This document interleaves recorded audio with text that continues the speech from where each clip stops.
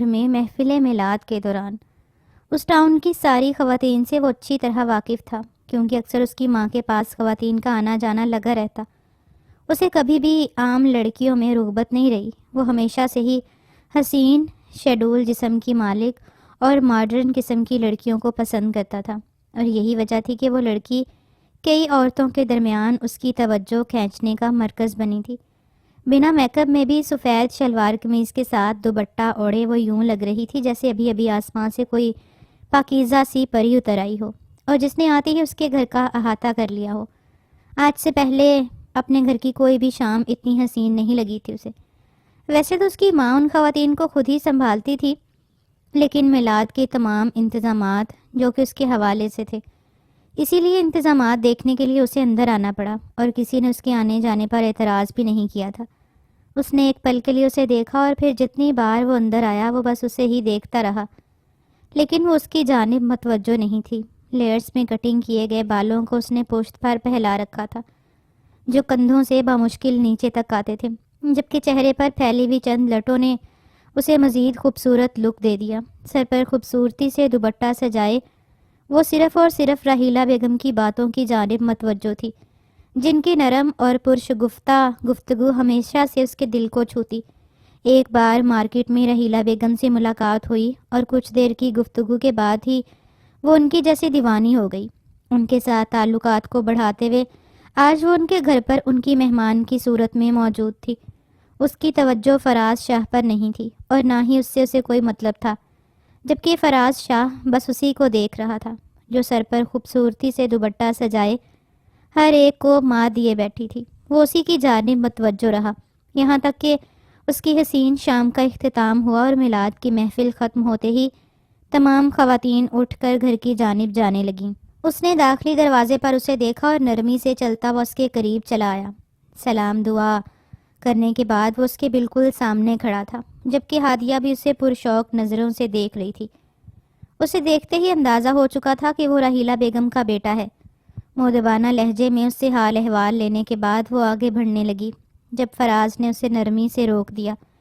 اگر آپ کہیں تو میں آپ کو گھر چھوڑ آتا ہوں، اس نے کہا، اور ہادیہ نے پلٹ کر حیرت سے اس کی جانب دیکھا، جبکہ اس کے اس طرح دیکھنے پر فراز شاہ اچھا خاصا گڑبڑا گیا تھا۔ نہیں، دراصل میں نے اس ٹاؤن میں آپ کو پہلی مرتبہ دیکھا ہے، تو اسی لیے۔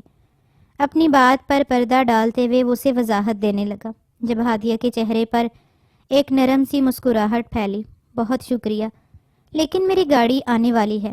اپنی ریسٹ واچ پر ایک نظر ڈالتے ہوئے وہ اسے نرمی سے معذرت کرنے لگی، جب داخلی دروازے پر ہارن نے ان دونوں کو متوجہ کیا۔ اللہ حافظ کہہ کر وہ اس بڑی گاڑی کی جانب قدم بڑھاتے ہوئے چلی گئی، جبکہ وہ حیرت اور بے یقینی سے اس لڑکی کو دیکھتا رہا۔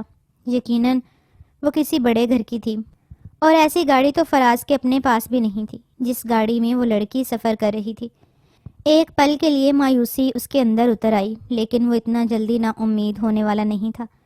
پہلی بار کسی لڑکی کی نرم مسکراہٹ نے اس کا دل دھڑکایا تھا۔ محبت آزمائشوں کا دوسرا نام ہے۔ اگر اس ملاقات نے اس کے دل میں محبت کا درجہ حاصل نہیں کیا تھا تو پسندیدگی ضرور تھی، اور پسندیدگی محبت کا پیغام لے کر آتی ہے۔ اس رات وہ مستقل اس کے بارے میں سوچتا رہا، نہ جانے وہ لڑکی دوبارہ اسے یہاں نظر آئے گی بھی یا نہیں، جبکہ اپنی ماں کے ساتھ باتیں کرتا ہوا دیکھ کر اسے یقین تھا کہ اس کی ماں اس کے متعلق کافی کچھ جانتی ہے۔ صبح ناشتے پر یوں ہی انتظامات کا ذکر چھیڑتے ہوئے وہ راحیلہ بیگم سے پوچھ ہی بیٹھا، امی، وہ لڑکی کون تھی جو اس بار ہمارے ہاں میلاد میں نظر آئی؟ دراصل اس سے پہلے کبھی نہیں دیکھا تھا۔ جبکہ چائے کا کپ لبوں سے لگاتے ہوئے راحیلہ بیگم نے اسے حیرت سے دیکھا۔ وہ کبھی بھی کسی کے متعلق اس طرح دریافت نہیں کرتا تھا۔ اس لڑکی کی بات ہی مت چھیڑو، وہ لڑکی بس یوں ہی گلے پڑ گئی ہے۔ ایسی بے حیا لڑکیوں کا ہمارے گھر میں کوئی کام نہیں، لیکن پھر بھی مجھے اسے میلاد میں بلانا پڑا۔ سامنے بیٹھے ہوئے فراز شاہ کو اچھا خاصا دھچکا لگا تھا۔ اس کی ماں جتنے نرم لہجے میں اس سے بات کر رہی تھیں، اس وقت اس کی پیٹھ پیچھے بات کرتے ہوئے ان کے لہجے سے اچھی خاصی نفرت اور گھن جھلک رہی تھی۔ امی، میرے خیال میں تو وہ آپ کے ساتھ کافی اٹیچ نظر آ رہی تھی، اس نے نا محسوس طریقے سے اس کا ذکر چھیڑ دیا، جب راحیلہ بیگم نے اسے نفرت اور تکبر سے بھرے ہوئے انداز میں بتایا کہ وہ لڑکی ماڈلنگ کرتی ہے اور اس کا تعلق فلمی دنیا سے ہے، لیکن اس کے باوجود میلاد کی محفلیں اور مذہبی محفلوں کو پسندیدگی سے اٹینڈ کرتی ہے، جبکہ رحیلہ بیگم کو ذرا برابر اچھا نہیں لگتا تھا اس لڑکی سے مراسم بڑھانا۔ لیکن اس کی نظر میں وہ ایسی لڑکی تھی جو دین سے بالکل فارغ تھی۔ اپنی مذہبی طبیعت کی وجہ سے ان پر اتنا تکبر حاوی تھا کہ وہ خود کو ہر ایک سے برتر تصور کرتی تھیں، اور ایسے لوگ جو ظاہری طور پر گناہوں میں ملوث ہوتے ہیں ان کا دین یا خدا کے ساتھ کسی قسم کا تعلق نہیں سمجھتی تھیں۔ ایک پل کے لیے اسے اچھا نہیں لگا تھا اپنی ماں کا یہ رویہ، لیکن اس وقت اس لڑکی کی سائیڈ لے کر وہ خود کو اپنی ماں کی نظروں میں مشکوک نہیں بنانا چاہتا تھا۔ وہ جانتا تھا کہ اس کی ماں ایک تیز اور چلاک عورت ہے، اور وہ ایک ہی پل میں اس کے اندر پنپتی ہوئی خواہش کو جھانچ لیں گی، اس لیے اسے خاموشی اختیار کرنا پڑی، جبکہ اس کی ماں کافی دیر تک اس کا ذکر چھیڑتی رہی، جس میں کم سے کم اس کی رہائش کا ذکر نہیں تھا، صرف اس کا کردار، اس کا پیشہ ور، اس کی حرکتیں، جن سے صرف اور صرف ناپسندیدگی جھلک رہی تھی۔ شاید یہ پسندیدگی کی دوسری آزمائش تھی، جہاں اس کے قدم ہلکے سے لڑکھڑائے اور نا امیدی سی اس کے دل میں اتر آئی۔ شاید اسے اس لڑکی تک پہنچنے کے لیے کافی کچھ سہنا پڑے گا، اس نے خود سے سوچ لیا، جبکہ اب اس کی توجہ رحیلہ بیگم کی باتوں کی جانب نہیں تھی۔ اگلے چند دنوں میں وہ اس لڑکی کو ہلکا پھلکا فراموش کرنے میں کامیاب ہو گیا تھا۔ وہ چاہتا تھا کہ اسے اس لڑکی کے بارے میں کچھ مزید معلومات مل جاتی، لیکن کوئی بھی معلومات حاصل کرنے میں وہ ناکام رہا۔ وہ ماڈلنگ کرتی تھی، لیکن وہ اس کے نام سے واقف نہیں تھا، اور بار بار اس کا ذکر کر کے اپنی ماں کے منہ سے اس کے لیے ناپسندیدہ الفاظ نہیں سن سکتا تھا۔ اس کے خیال میں کوئی جیسا بھی ہو، اس کے عمل اور کردار کے بارے میں خدا بہتر جانتا ہے، اور اسے ہر حال میں خدا کے سامنے جواب دہ ہونا پڑتا ہے۔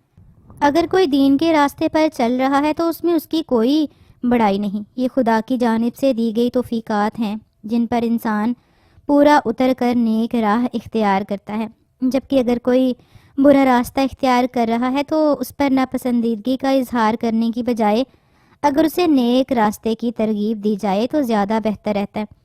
اس شام وہ آفس سے گھر آیا اور اسے پتہ چلا کہ رحیلہ بیگم گھر نہیں ہے۔ اپنی آئے روز مجالس اور محفلوں کے سلسلے میں وہ گھر سے باہر رہتی تھیں، لیکن جانے سے پہلے وہ فراز کو اطلاع دے دیا کرتیں، شاید کوئی بہت ضروری کام ہو جس کی وجہ سے انہیں جانا پڑا۔ کمرے میں آنے کے بعد وہ کچھ دیر بس یوں ہی لیٹا رہا، تھکاوٹ اس کی نس نس میں سما چکی تھی۔ تبھی قدم بڑھاتے ہوئے وہ خود ہی اٹھ کر کچن کی جانب چلا گیا۔ اپنے لیے ایک کپ چائے بنانے کی کوشش کرتے ہوئے وہ اپنے موڈ کو تھوڑا سا فریش کرنا چاہتا تھا۔ تبھی اسے داخلی دروازے سے قدموں کی آہٹ سنائی دی، اور وہ بے اختیار پلٹا۔ گھر میں ملازمہ نہیں تھی، گھر کے کام کاج رحیلہ بیگم خود ہی کیا کرتی تھیں، جبکہ ان کی غیر موجودگی میں فراز خود ہی سارے معاملات سنبھال لیتا۔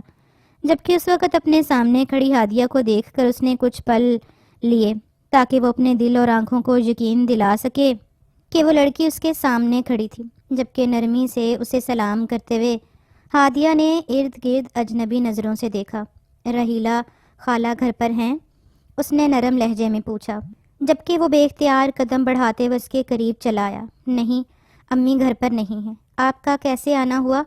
اسے حیرت ہوئی تھی اسے اپنے سامنے سے ملاقات کر لوں، ویسے بھی مجھے ان سے ضروری کام تھا۔ وہ آج پہلے کی نسبت زیادہ حسین لگ رہی تھی۔ اس نے لانگ شرٹ اور ٹراؤزر کے ساتھ خوبصورت دوپٹہ سر پر اوڑھ رکھا تھا۔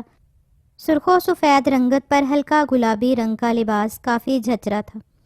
کافی دیر وہ اس کے پرکشش چہرے سے نظریں ہی نہیں ہٹا پایا، اور پھر بالآخر نظریں ہٹاتے ہوئے اس نے اسے بیٹھنے کے لیے کہا۔ وہ شائستگی سے صوفے پر براجمان ہو گئی۔ آج وہ کچھ مرجھائی ہوئی لگ رہی تھی۔ جلدی سے پلٹتے ہوئے وہ کچن میں گیا اور اس کے لیے کپ میں چائے ڈالتے ہوئے لے آیا۔ زندگی